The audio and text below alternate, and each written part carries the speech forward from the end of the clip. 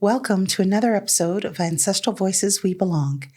I'm your host, Grandmother Kim Wheatley, and I'm so very honored today to introduce a warrior woman, powerful keynote speaker and facilitator and executive ambassador, Waneek Horn-Miller. This incredibly inspiring Mohawk woman from Kahnawake Mohawk Territory near Montreal is the daughter of the famous Continental Horn, but is best known as a gold medalist at the Canadian Olympics. The journey of Waneek Horn-Miller doesn't begin and end with being an Olympic water polo athlete. She's also part of the Oka Crisis of 1990, where she hit the news media headlines.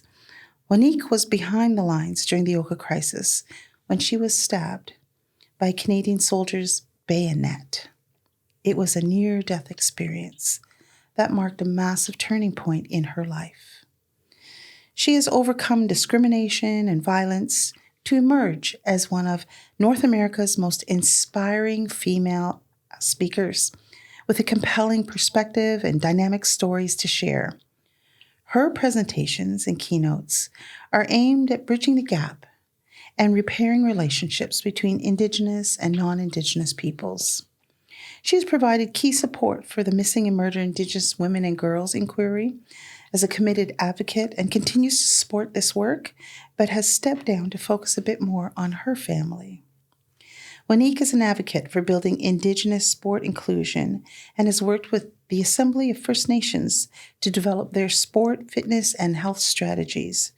Drawing on her experience as the former co-captain of Canada's Olympic women's water polo team, she shares her story and teaches how to build self-esteem through a balance of education and sport. Waneek travels extensively from border to border, speaking to Indigenous and non-Indigenous audiences on issues of reconciliation and sport, and is currently working with the Indigenous company Manitoba Mucklucks in several capacities, notably as the director of the Story Boot Project, a program that facilitates mukluk, moccasin, and beading workshops from one generation to the next, while also supporting traditional Indigenous artists by selling their work worldwide online. As one of Canada's few Indigenous Olympians, Waneek has used her unique experiences in life and sport, combined with a passion for her culture, to influence Indigenous and non-Indigenous leadership in sport and wellness, Indigenous business, women in business, and community building. The Canadian Association for the Advancement of Women in Sport and Physical recently named her one of Canada's most influential women in sport. Here's a quote that's been used to describe her. If we want reconciliation for ourselves and our children, we need to have hard conversations, build common ground, and really listen to one another. This incredibly hardworking woman has appeared on The National, The Walrus, The Star, APTN News, National Post, Rogers TV, and of course, CBC. Amazing to have you, Waneek. Welcome to Ancestral Voices, We Belong. This is a space where we strive to create an educational platform for voices of color to share their passions, inspirations, and truth as it arises within you. I'm so happy to be here. Thank you so much for having me. Oh, great. I'm so excited. You have such a dense schedule. To squeak out just a little bit of time for me is certainly an honor. You lead a life of travel, speaking and supporting Indigenous awareness, committed to support success and inspiration. This is always driving you. While I'm not surprised at the strength of this commitment, considering the powerful family you come from, I wanted to start by thanking you for your incredible courage on walking a path of truth in all ways, always. You're known as an outspoken, strong, and resilient Indigenous woman. So my first question to you, Waneek, is where do you think this ongoing strength and resilience stems from? You know, that's an interesting question, because I think one of the key, catchphrases or keywords of the day is like that term resilience, right? Yes. Like, how do you be resilient? Where do you get resilience from?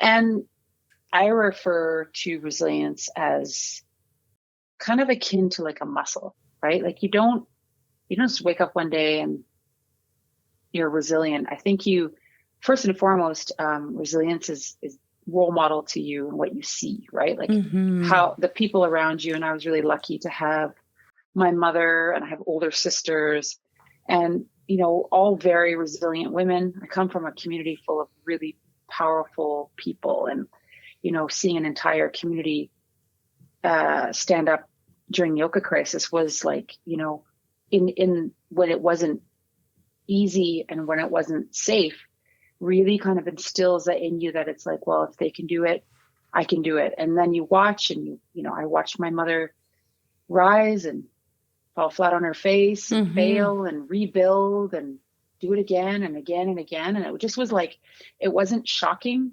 And it was very much like just part of life. And, you know, then I became, you know, then I got into sports, and I got into, you know, sports is always one of the greatest, you know, teachers of resilience, right? Like, you know, you learn, I tell young athletes and young people, you learn more from when you fail than when you succeed. Yes. You watch, you know, you like to watch videotape of your good games, but you will sit there and pick apart a tough game, a game where you get totally killed. And, you know, if you see it as an opportunity to get stronger, then it's like you see this as like material. This is something I can study. And so, like, how do you do it? It's like, I think it's just like a muscle. You just continue doing it, and it gets more fluid within your like spirit and in your way of life after a while. And it makes you less scared to try things, because if you're afraid to fail, you almost don't want to try. And this is so true. Yeah. So true. And so that's kind of like, if you ask that question, it's like, and then, you know, now that I'm a mom, it's like, I am now role modeling for somebody else, like someone I love a lot, like my 3 children, and how to be resilient. And, you know, I'm not always great at it. Like you said, this beautiful opening for me, and I sound like an amazing person. But, you know, my kids are really great to remind me that I'm just their mom, and, you know, like they see me in the day out of life. So yeah, it's harder to be a mom. Well, I think it's one of the hardest jobs that we have as matriarchs in the community, and you are now a matriarch for your family, and you're the leader. You set the tone of engagement, but you also set their feet on the path of possibility and potential, utilizing some of that resilience. And I know it's kind of a catchphrase, just like reconciliation is a catchphrase now. And there are many ways to look at that and examine it. But I do believe in Indigenous resilience, because we're not supposed to be here now, and we are, and we're thriving and surviving in ways that Canada can't quite shut down, or perhaps didn't expect. And our communities always expected this. The bar of excellence has always been set high within our communities. And this is the great unknown, I think, to the average Canadian, and indeed to the world at large, because as historic relics, and this is where we're constantly placed, and this is where people see us only, we're still the great unknown in 2026, you know, in our country and in the world. But I want to come back to a little bit of your history, because we all have inspirations in our lives, and we all have key lessons or maybe key phrases or key gifts that come from those that came before us. And I wanted to explore how your mother inspired you along your life journey. We talked a little bit about Oka and, you know, some of the work that she did there. And of course, you referenced her doing things, falling down and picking herself back up and just heading forward anyways. Yeah. Well, you know, it's interesting because my mom is like, we always look back on these people who were, they were change makers, right? Like, she's a change maker. That's her personality. But she also was born at a time when change making was, and especially for a woman, a young Indigenous woman, to be outspoken. And she was super contemporary. Like, she was a model and she's beautiful and she's really contemporary looking, but yet spoke Mohawk, knew her culture, was very questioned everything, like everything and anything. And I think she really was something that people, and this is like Indigenous and non-Indigenous people, knew what to do with, right? Like, especially men of her era, they didn't know what to do. Like, everybody was like, well, you're so beautiful. You could go and get, marry yourself a really rich man and you'll be fine. And she's like, why would I want to do that? Like, it was like, as Cher says, I am a rich man, like Cher's famous saying. But it's you have one of these people, and even when you ask her at 86 years old, like, she just was, I think she was born with this kind of like sense of what she wanted to do. And, and then like seeing the world for like what it was. And it's interesting because I have a really good friend of mine, Alyssa Lombard. She's Mi'kmaq from LC Buktuk in New Brunswick. And she's a lawyer, and she's actually representing this big court, this case of women who were forcibly sterilized, Indigenous women, right? So I don't know how much you know, but like it's like basically there's a law right now in, I think, Parliament, and maybe hopefully by the time this podcast gets aired, it'll have been passed into law that it's illegal to forcibly sterilize women.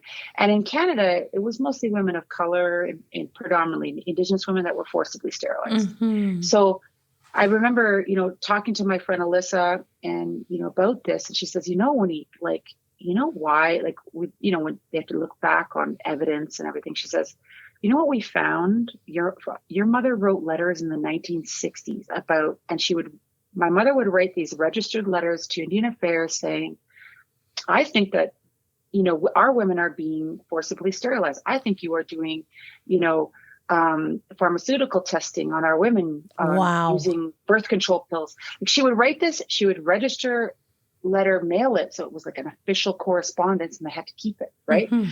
And, I think about that, and I think about like her doing that in her 20s, and when, like, she didn't grow up in a really easy life. Like, my mother didn't have an easy childhood. She grew up, my grandfather died when she was quite young, when she was 13. He was an iron worker and he fell off the job. And she had a very, very complicated relationship with her mother. She always said she was very fortunate to spend a lot of time at her grandparents' house on the farm. And she was taken under the wing by Louis Hall, who, for those of you who don't know who that is, he's the one that designed the Mohawk warrior flag. He really was instrumental in reigniting the Mohawk Warrior Society, writing the Warriors Manifesto, which is a book about the Warrior Society.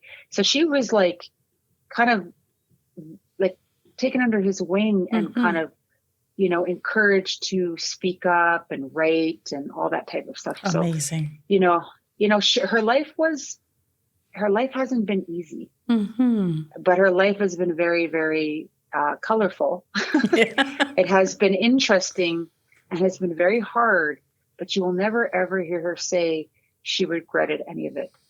Yeah. Do you think your life was easier as a result of the hardness she experienced? I definitely think that, my mom, my dad's from Six Nations, and he passed away a few years ago at 91. And not present, not a good dad, very, very, very, very, very complicated, relationship with me. And my mom, she was an abusive to my mom. And so she divorced him when she was pregnant with me. And so I almost was legitimate, almost, not quite. But, my mom was also like, she would say to stuff like she would tell us, we're kids, don't ever give a man a second chance to hit you, ever. Don't like, these are things that now, like, you hear it more mainstream, but like, can you imagine them like the late 70s, early 80s? No. And it like and then like picking up and being like, I'm out of here. Yeah. Like, I don't care if I have to leave everything. No. Like, so, was it I think my life was easier. It didn't mean I didn't have battles. I haven't had battles in my life, but I always had her at my back. Yeah. She didn't have really anybody at her back, really. Like not the same way that she had my back, my mom. And she was, my biggest fan when it came to sports, but always making sure, like, are you having a good time? Like, do you enjoy this? Is it fun? And, like, I think in my life, like financially, we often didn't have a lot. Like, I mean, not at all. Mm-hmm. But, she would struggle to make sure we had what we needed. And so, yeah, I'm sure it was easier than her childhood, but, I'm thankful because it's like I had this woman in my life. Always had this woman in my life that has kind of represented that strength. And interestingly enough, for like her being 86 and, talking about strength and beauty and intelligence, it's like for her, it's always been this cumulative thing. Right. Like her power is something as she got older and as she's, has done things and thought about things. And it's just, she just feels like she gets more and more powerful as she gets older. I agree. Mm-hmm. I agree. And she's long living, which is not the norm in our communities anymore. No. My mom also was like, she was out in the 1960s doing a lot of speaking on the civil rights movement. She, lots of drug use, lots of marijuana. And my mom was like, nope. I'm not.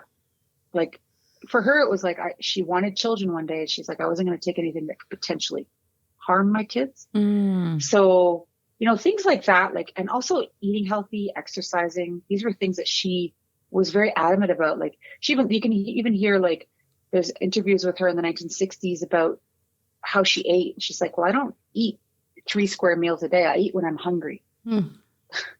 I eat for what I need rather than I sit down and have this huge meal. Listening to your body. Yeah, listening to your body. And she raised us with really like very structured eating habits, healthy eating habits. Like, she was no milk, no cheese, no nothing, no milk products. No dairy. Whole grain, everything. I grew up on tofu and man, like weird upbringing. But I now really, really appreciate it because, well, hey, it's not hard for me to eat well because it's normal. was brought up like that. Yeah, it's just normal. And I'm sure you've passed that down to your children. Oh, well, see, easier said than done. It's a battle. It's a constant battle, and I find myself a lot of stuff coming out of my mouth that my mom used to say. And I'd be like, oh my God. I've become my mother. Yes, exactly. But there's power in the wisdom of matriarchs intergenerationally. And so when I hear my mother coming out of my mouth, if it's the good stuff, I'm like, oh my gosh, this is the most tremendous gift. Because my mom wears her earth blanket now, and she's been gone a long time. And I, sometimes I feel like there are moments where I just want to call my mom and say, well, what would you do? What do you think? Is this wise? And the wise counsel that comes from matriarchal wisdom, because my mom would always reflect, before she answered, she would always reflect on what her grandmother taught her. She was raised by her grandmother. Her mother wasn't able to raise her for a variety of reasons. And so what I was hearing was wisdom from 2 generations, 3 generations back, and I think the power and the simplicity in that direction is something I crave very much today. Oh, I know. I think about those things and when you are like, when we're struggling, when we're thinking about like raising children, I am so humbled by being a mother. It is like, how do you keep these? It's the everyday humble. And let alone raise them to be, like contributing adults to society, right? Uh-huh. And then like for Indigenous people, it's like, how do you raise them to be, proud of themselves? How do you raise them to be My kids are mixed race. It's like, that's Yes. another added Oh, layer it's a on. huge layer now, especially with the hunt on pretendians and somehow Yeah. lessening your validity as an Indigenous person because you have mixed blood. And I mean, really, Yeah. when you look at everybody on the earth, they all have mixed blood, right? It's very, very like I feel, I don't even, when you look at what's happening, like I'm still completely discombobulated by Buffy Samery.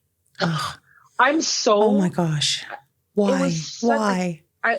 I was so, like Mm, my mom, because my mom was friends with her. My mom used to travel with her in the 1960s. Like, gosh. and I asked her, the first question I asked, I said, Mom, like, what do you think of that? She goes, well, man, she threw her lot in with us and she was treated as crappy as the rest of us were. Like, that's what my mom said. Mm-hmm. And she was there at all the protests and she was singing and she was like, you know what I mean? Like my Mm-hmm. mom really saw what she was contributing, Yep, she and sacrificed. she didn't say more than that. Now, like I do know like the anger. I do know the anger that people carry when someone claims a past that wasn't theirs, right? Yeah. And those who have lived those experiences, it's really, really horrible, like Yeah. it's not, so like it's not a cut and dry thing. And No. everybody, like if you ask 100 people, you're gonna have 100 different perspectives on it, right? So I am just like the funny thing was, I said to my daughter, I'm like, you know what? I bet you never ever were like super thankful that you're from the res, man. Like you can say, anybody asks you who you are, like who's your mom, who's your grandmother, who your aunts, like it's because now it's like that verification thing, right? So Yeah. Yeah. um Quantifying your it's really, identity, especially a cultural identity, if you're yes. Indigenous in particular, is like quicksand.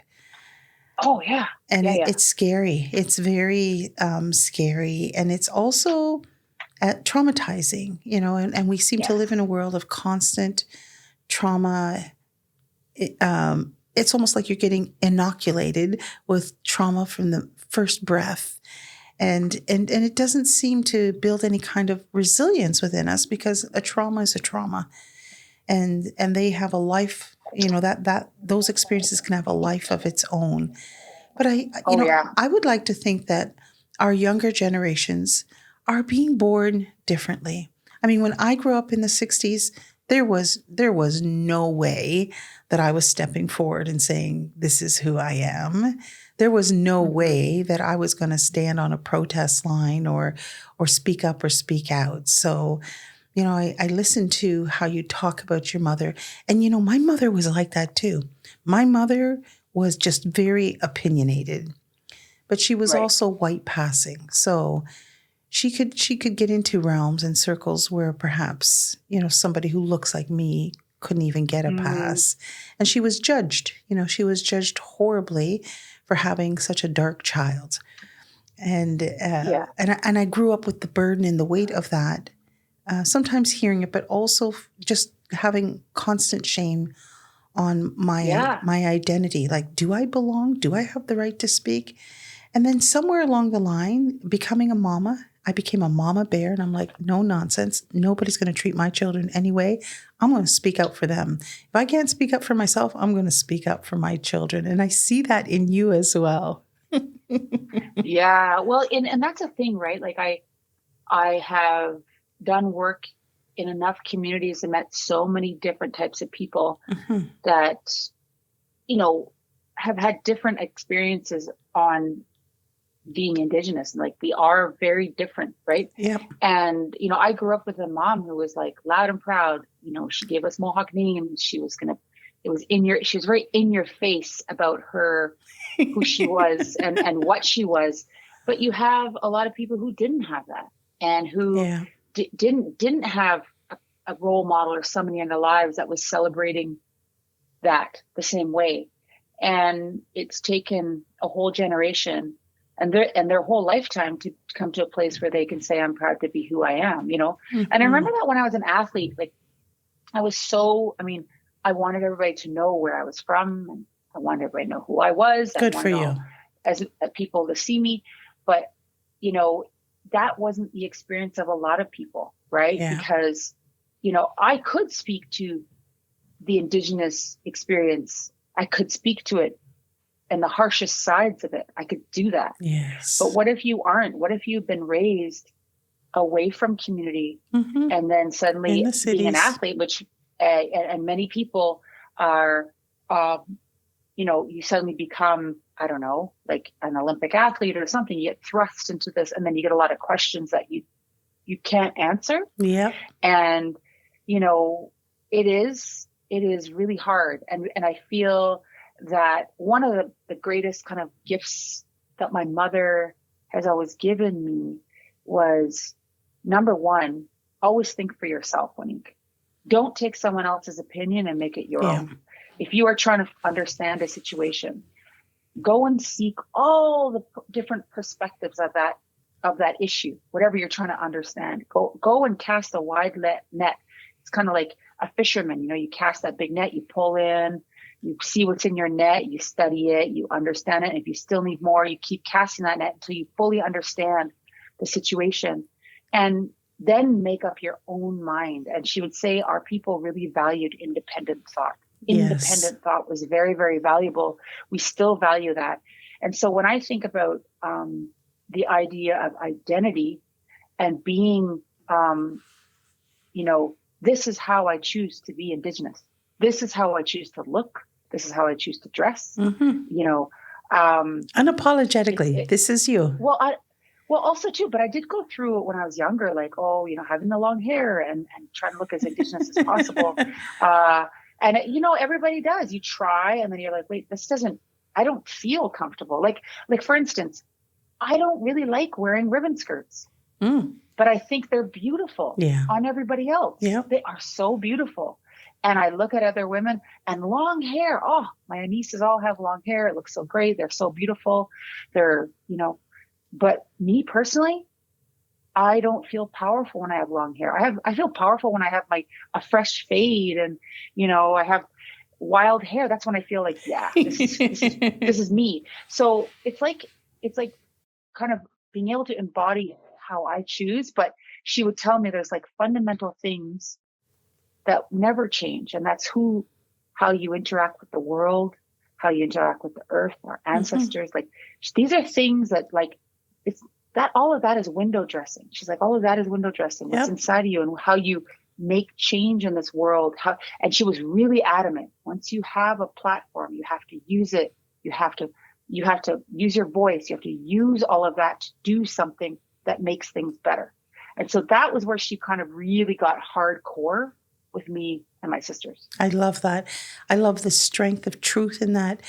I was speaking with Jesse Wente recently, and he was raised off reserve, and you know he's in the public realms, and he was constantly being pummeled with challenges to his identity, and he was honest. You know, like I didn't grow up in community. I'm not really sure how to speak about community, but here's my lived experience. And I think when when you go down to like the nuts and bolts of everything, you've got your blood memory to drive you. But you've got your lived experience, which is authenticity. It is truth. And if we're going to explore anything, let's be truthful about that. And I love what your mom said. Like once you get a platform, you use it. You use that power wisely and for the greater good, not for self-gain, which is really different to how the world operates today. Oh, yeah. Well, and that's the thing about this whole, I remember when I was young, you know, my mom she made two really important decisions for me and my sister when we were young. One was no drugs and alcohol were allowed in our home. And the second one was, she put us into sports. Okay. Like those are two decisions she made. So she would keep us away from traumatic as much as possible when we were young, any kind of traumatic experience, traumatic stuff. Hard to do. And she didn't share any of her trauma. It wasn't something she shared. We didn't know that a lot of it until we got older. So, you know, when we were young and we were, you know, going to youth conferences and there was a lot of talk about that like, collective trauma that, you know, happens to Indigenous people, but that personal experiences of trauma and like the going through, having to deal with intergenerational like addiction and all that kind of stuff. And we were like, I looked at my sister, we didn't have this. Like we didn't grow up with it as a daily thing, right? And you know what? I remember feeling I'm not really Native. I don't feel Native because you didn't have trauma. Well, and that was the thing, right? It's become a really big marker in sort of almost in our collective identity, right? Because we've been through so much. And I was talking to my little sister. I mean, I was talking to not my little sister. I was talking to my daughter. She's 15, and she's a high performance athlete. Like, when I wanted to give her a home, I wanted to be the most boring, run of the mill home you could ever have. Like sports, routine, everything. And she, now she's 15 and she's talking about wanting to go to law school and, wanting to, and then she's like, well, and then she doesn't feel that she really can speak about trauma and all that kind of stuff. And I said to her, a lot of our people are still very much heavily, neck deep in the intergenerational trauma. They are trying so hard to deal with it, to heal from it, to get through it. That is like, and sometimes it's like, it's a full, like life consuming issue for some Gobbles people. Up your whole life. And you know what? They don't have, and we are all like, if you look at like as Indigenous people, we're all on kind of this like path, and some people are further down the path to getting beyond it. And, I said to her, I said, you will have the ability to like, not be so driven by this like trauma, but more be driven by love, compassion, wanting to help. Yes. And that is like, if you look at these two emotions and these two drivers, one is very painful and one is very empowering. And I said, I want you to be empowered to do it from a place of love, from a place of compassion, that you have just this endless, when you are dealing with lots of trauma in your life, it's like that, it sucks away that love. It's a disease. It's a disease, but it's also like, I remember working on the National Inquiry and so many people that were working on that inquiry were family members, survivors, and there was a sense of urgency that everybody had about what we were doing. And I think there should be a sense of urgency always for that, for, murdered and missing Indigenous women and girls. Always. It's an urgent issue. But like, do you know what I mean? When it comes from like this, like sense of like deep, oh my God, urgency. It's like, it's not enough distance between the trauma.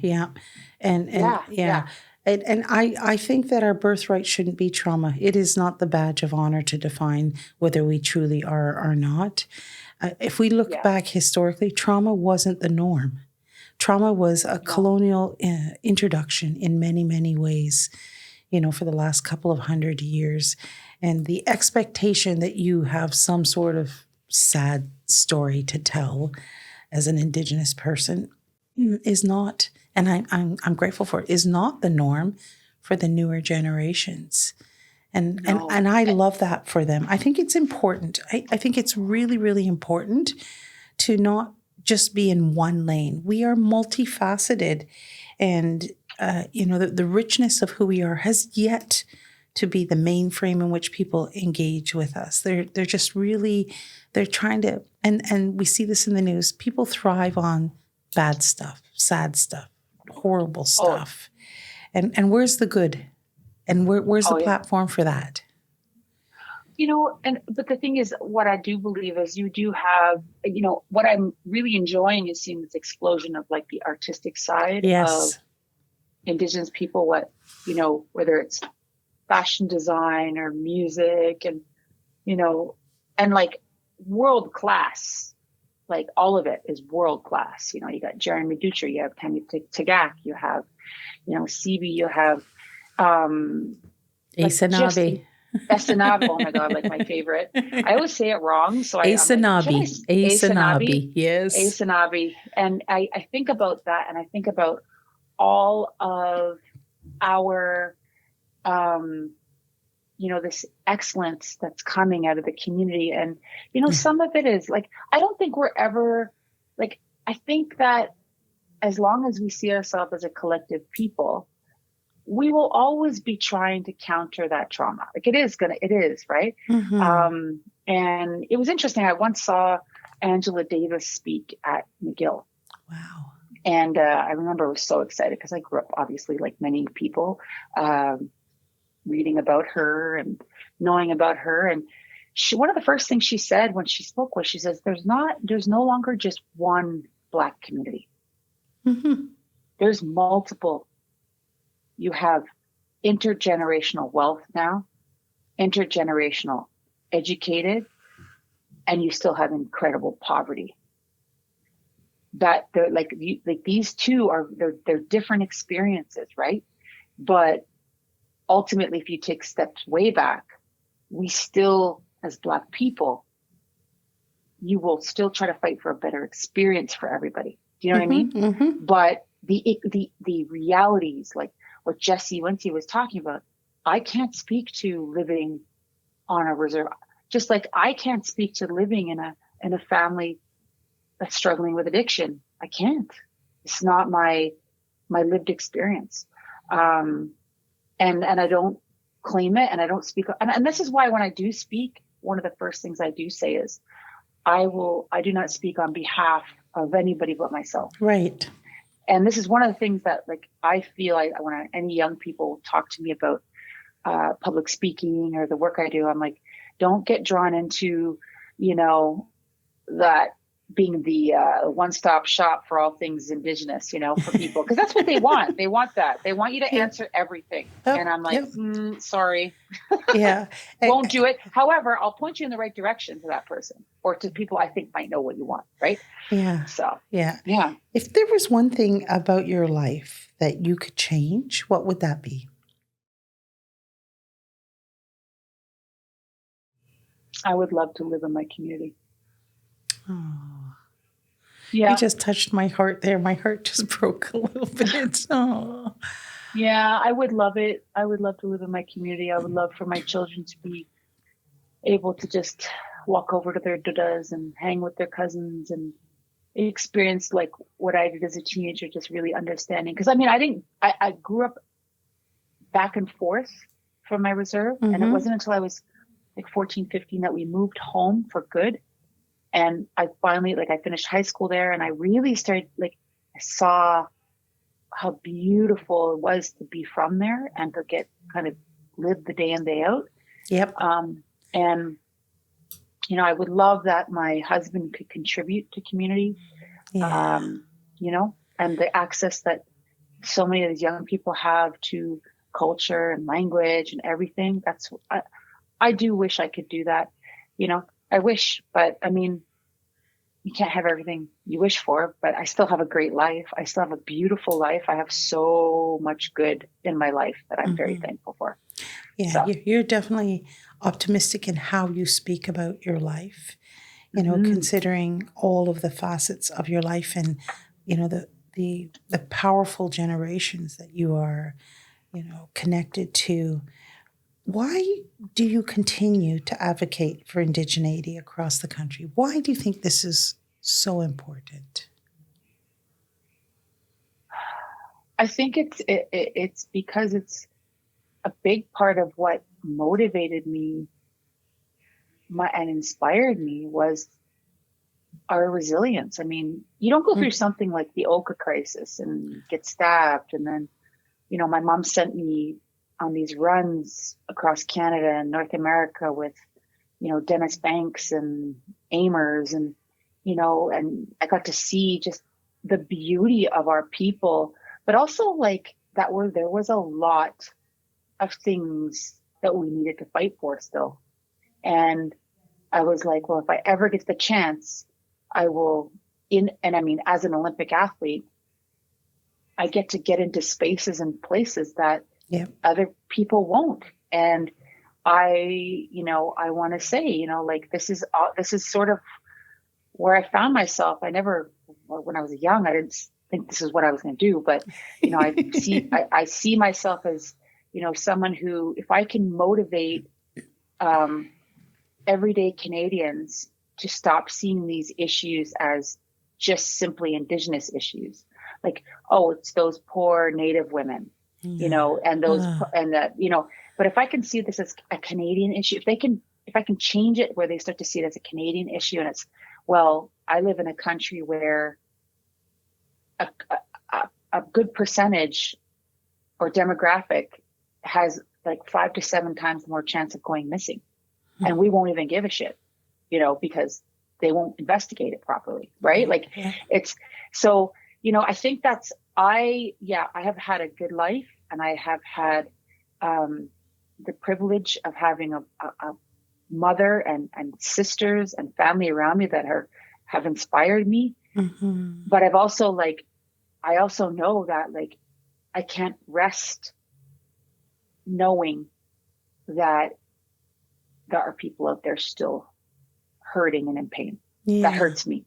And, you know, like that's something that I struggle with, like, you know, finding that sense of peace and balance in it all. But, you know, I do, weirdly enough, still get asked to go to communities and speak after all these years.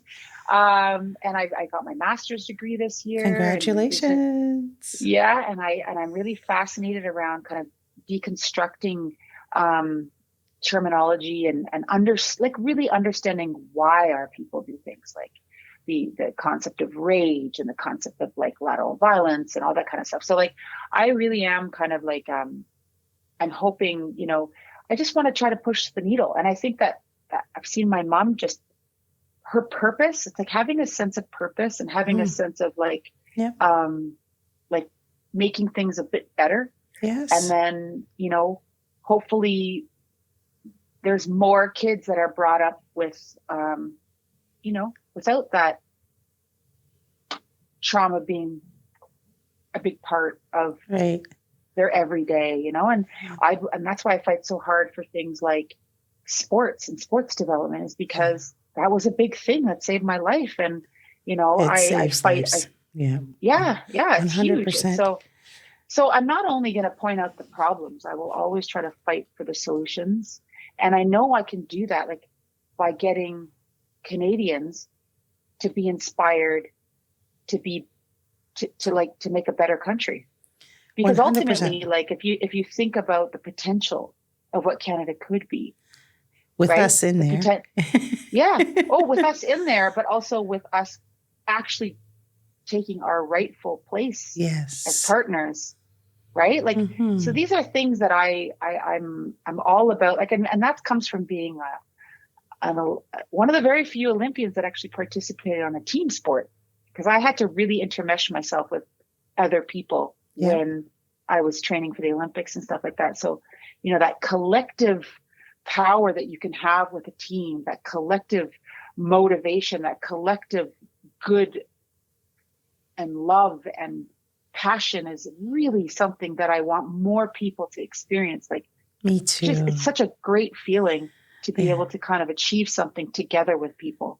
And you know what? And I think many people have worked very, very hard over the last 35 years, Indigenous and our allies, to educate and to learn and to fight. And like, we're living in a bit of a different era now than when I was in high school. For sure. You know?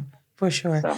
I think, you know, from about, I'd say the 80s onward, we could really feel the shift and change. And I don't know, you know, the introduction of the internet has been a boon, and I don't know, degradation in some ways of who we are. But at least there's these platforms now where we, through authentic voice, can really get our voice out there. I looked at people like Duke Redbird, you know, and the work I remember going to his place after the Sky Dome powwow. Yeah, and he's his boss. And he was so inspirational and yet so human, you know, and he's still walking the earth and still spreading lived wisdom through the arts in particular. But I want to step back a little bit. I want to digress, because you said that you became an Olympian and you got into sports, but it wasn't something that you had planned. What did you envision you were going to be? Oh, I mean, I always thought I wanted to be an Olympian ever since I watched Alwyn Morris. It's just, I never knew what I would become after that. You know what I mean? Like Yeah. I didn't know where that would take me. And I didn't win a medal. I'm not a medalist. I'm not an Olympic medalist. I'm a world medalist. I'm a Pan Am medalist, but I'm not an Olympic medalist. And I wasn't treated very well by my sport.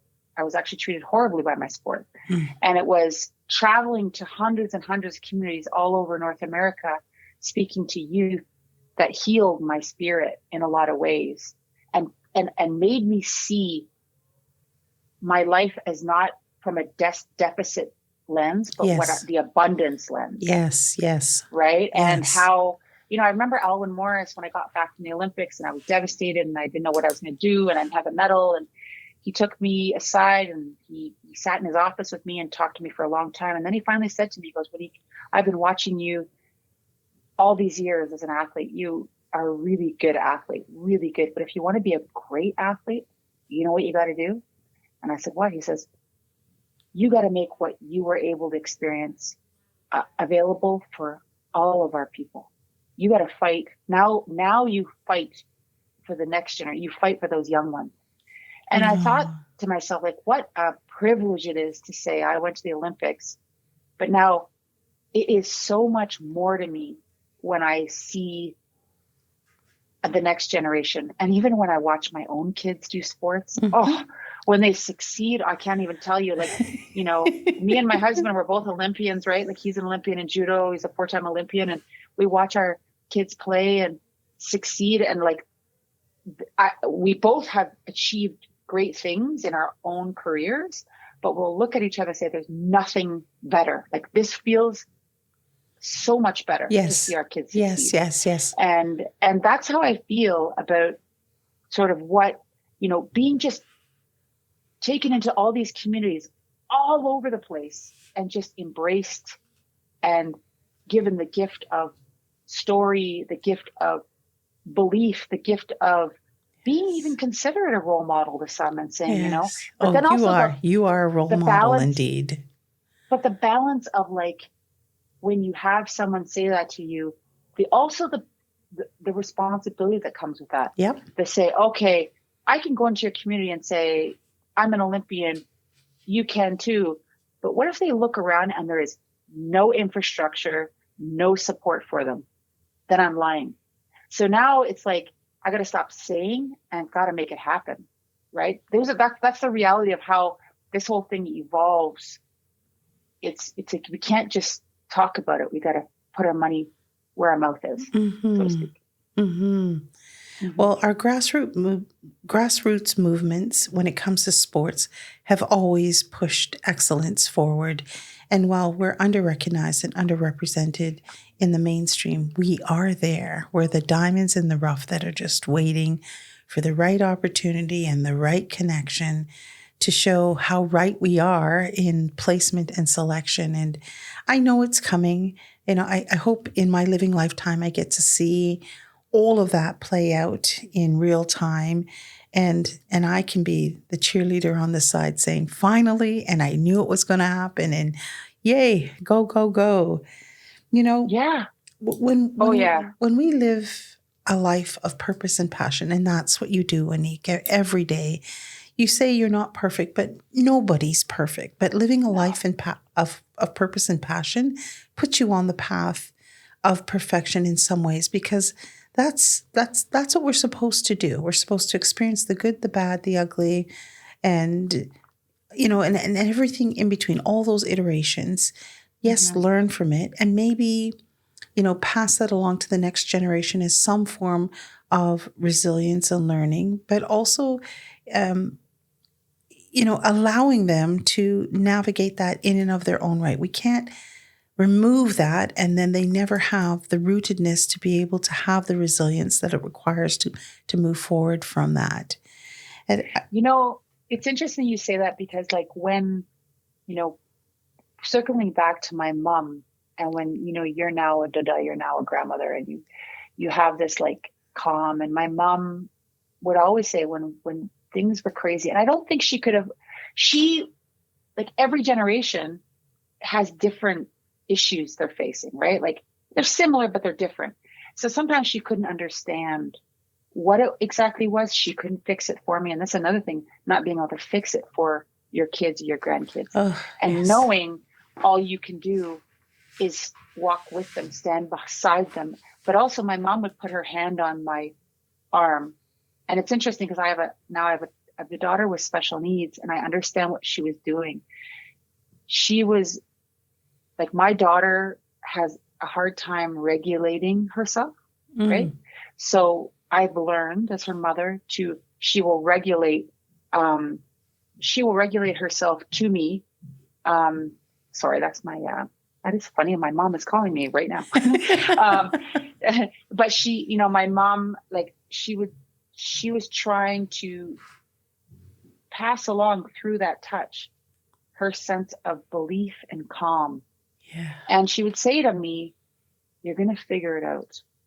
And she would say calmly over and over again. And I'd be freaking, what are you talking about? How do you know? Right? And it was like really incredible, because now that I understand, she was first and foremost just calming my spirit down. And that's what I do with my daughter, that self-regulation, all that kind of stuff. And, you know, it is that belief.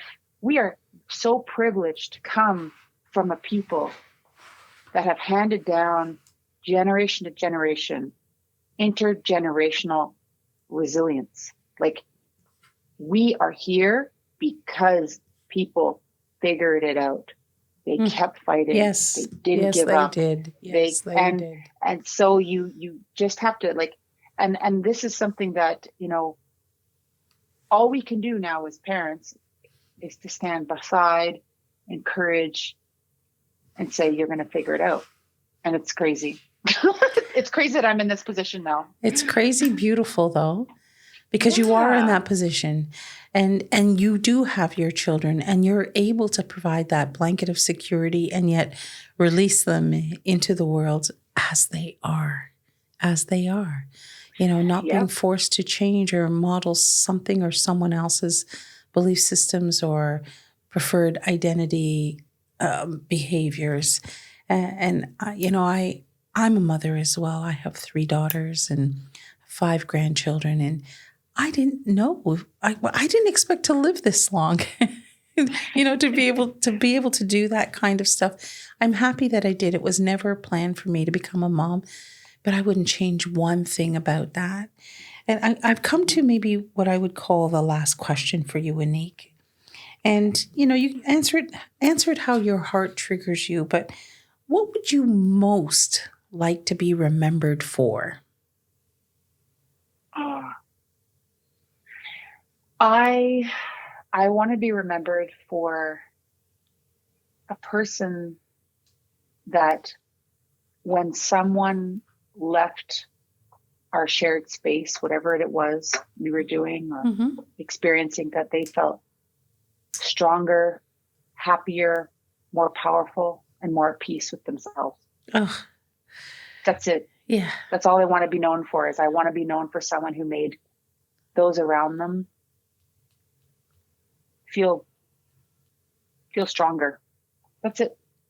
Those around me. That's it. And I find, and I don't always feel like I do that, but I strive for that, because I strive. And also, like, I think about my own, and it's funny because, like, I remember the first time I ever met you, and you're so beautiful and you're so powerful and but you had this sense of just contentment, this look on your face, and the way you carried yourself of just like, I am at peace with myself. And I remember thinking that and this is why I agreed to do this podcast, because I wanted a chance to tell you that. Like, I just wrote a book about like what it means, what success means from an Indigenous perspective. And I do define it like that. I have been in many places and spaces, and when I think of success from an Indigenous perspective, it was exactly what you embodied that moment I first met you. Oh, wow. Yeah. So thank you very much. I appreciate it. I've been trying to get there. I've been trying to get there, and try to be a person who, when you walk in the room, and I mean, like those, like oh, you see those women, it doesn't matter what size, what color, what height, what Yep. they're wearing, but man, do they just look like they are happy with their lives and what they're doing. And I just was like, that's all I've ever wanted, is just to be that person. So. Well, I think you're closer than you think. It's coming back to being present with that. I always say I want people to leave better than when they came. And that's exactly what you said. So, the kind of matriarchal web of truth comes out in different flavors because we are different beings, but it is one and the same goal. And who wouldn't want that for another? Right. When we look at the human family, we divide ourselves by culture and contextual relationship to specific lands that have been named and renamed again and again and again. But when you look at the kind of higher perspective, we're all part of the human family, and we are just as diverse as creation, and as we should be, with our own flavor flav, doing what it is that makes us shiny and bright, and hopefully puts a bit of that light into another's heart, into their spirit, something that they can continue to move forward with and hang on to, which is the roots, right? The roots of connection to truth, to wisdom, to power and resilience and beauty and love and all of those fantastical things that, bring us to the place of inspiration. You have been enormously vulnerable and authentic in your share today. And I really feel privileged to have such a personal, intimate conversation with you. But I just want to switch things up a little bit, unless there's anything else that you really need to say. No, I do. No, I mean, I think we said a lot. No. Clear-minded decision maker. Yeah. So we're at a part of the show where I invite listeners to get to know you in kind of a more informal way with a series of rapid fire questions. I call them the RFQs. And this is where I hope you'll respond with the first thought that comes into mind. So you don't need to overthink it or anything. So are you ready to dive in? Sure. That was a good pun, wasn't it? Did you get that pun? Mm-hmm. Ready to dive in? I'm ready to dive. How many times have you heard that in your lifetime? It's okay. Too many. Okay. What is your favorite indulgence? Dark chocolate. Ooh, that's so common with women. They always say that. I love a good European, dark chocolate. Right. And there's nothing like it when it's good dark chocolate. The cheap one, it's bitter, hard. Forget it. But the good one, oof. And we know it's so good for the body. So indulge. Okay. Yes. I know that you've been exploring the fashion arts of late, and we see you in your glam and non-glam and, people's different ideas of what glam is. Thinking about that, are you a hat or a shoe hound? Shoe. Oh my God, I'm a shoe hound. Do you have a favorite shoe? You got too many. I if you see me, you'll often see me in a pair of platform Crocs, because I love platform Crocs. Okay. I do, but I love myself a good pair of John Fluvogs. Are they heavy? Are they heavy shoes? No, they're so cool. And I've my heart of hearts, still a big part of it belongs to Doc Martens. They're the king or queen of endurance. Yes. They last forever. Yeah. And they're always in style. They never go out of style. No. Yeah. They never do. You're right. Well, that wasn't hard for you. You're pretty spontaneous here. If you could spend half a year in any country on earth, where would you spend it?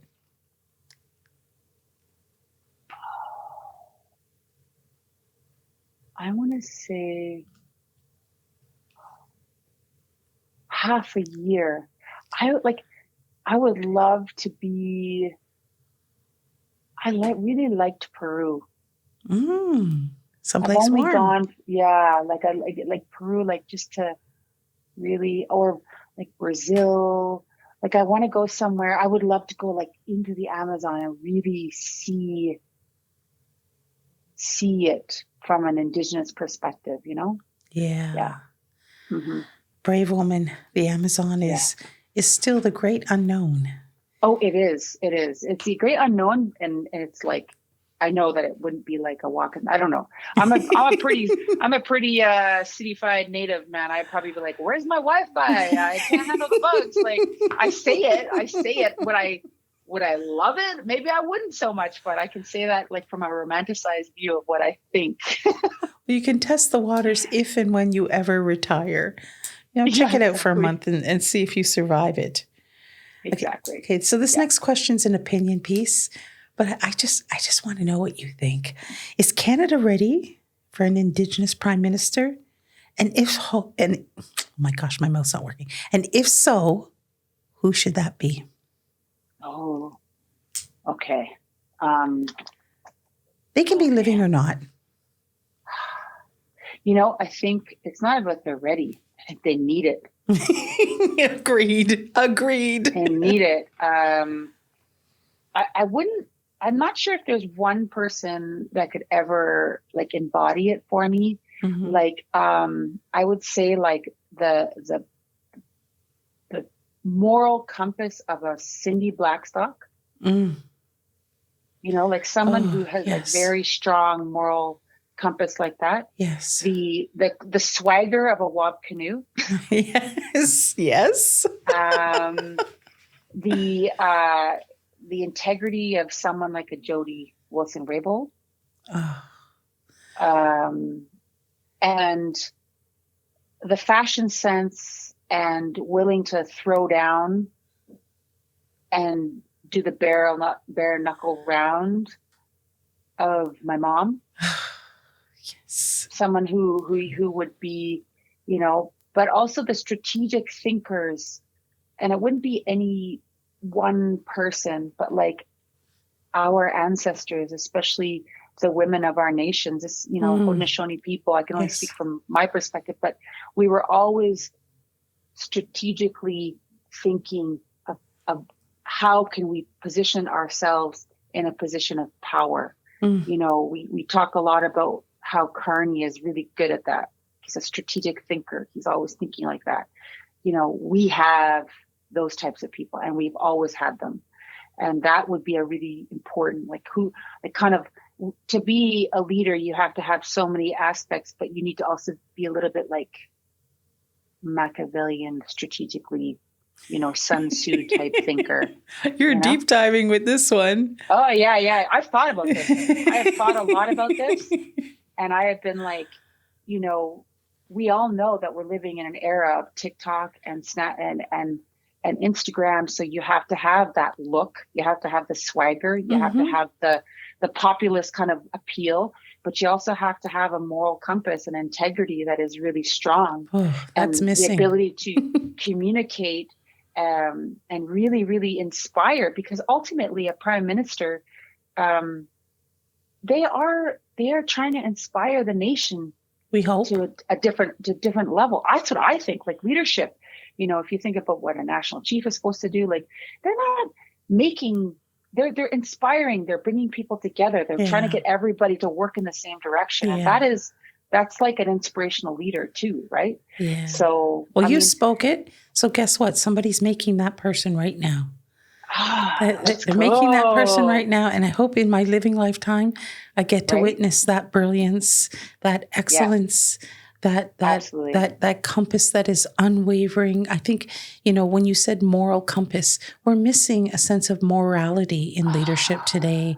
It's just not the kind of foundation that people are coming with, and it's really sad. I think it's really egregious to see the kind of leadership we currently have, generally speaking, that is impacting so negatively on the greater good.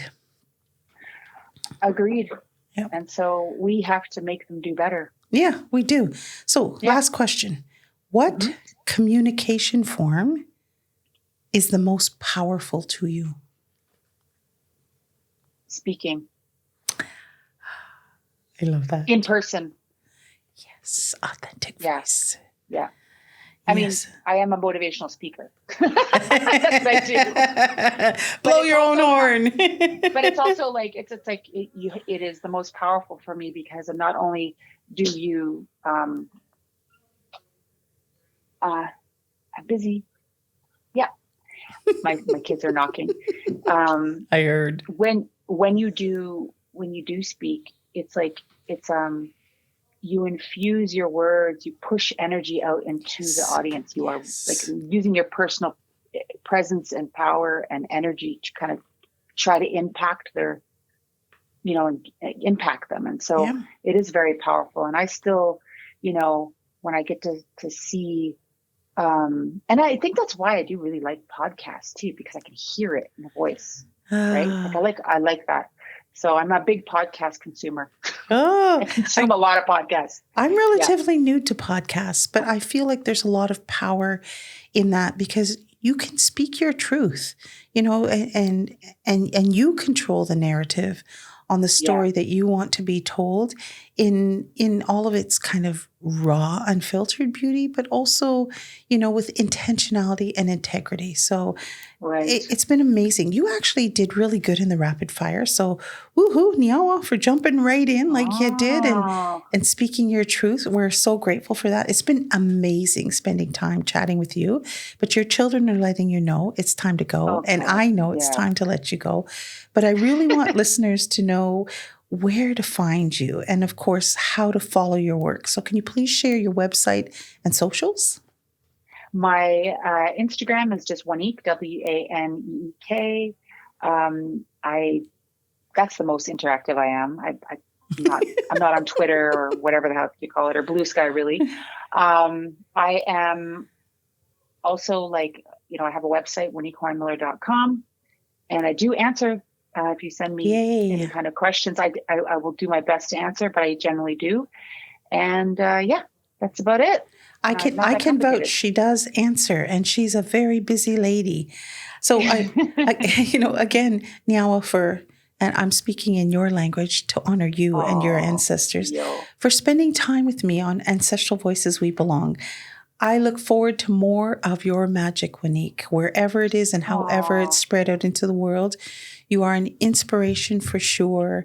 And you're using your power and privilege for the greater good. There's nothing more admirable than that. So I wish you endless success in all that you undertake. Your story will always be one to watch. So Chimigwech and Bamampi till we see you again. Yes, absolutely. Well, I look forward to seeing you and giving you a big hug next time I have to see you in person. But thanks for it's going to happen. I appreciate it. I appreciate this. All right. Take good care. Okay. Be well. All right. Okay. Bye. Bye-bye. So, listeners, that was the incomparable Waneek Horn-Miller, an Olympian, survivor, and powerful public speaker and advocate for Indigenous people worldwide. But, in particular here in Canada, and specifically for her people, the Mohawk people, the Haudenosaunee, the people of the Longhouse. And I personally really hope that listeners will follow her work and also this podcast by liking, sharing, and following us on Spotify, iTunes, and YouTube.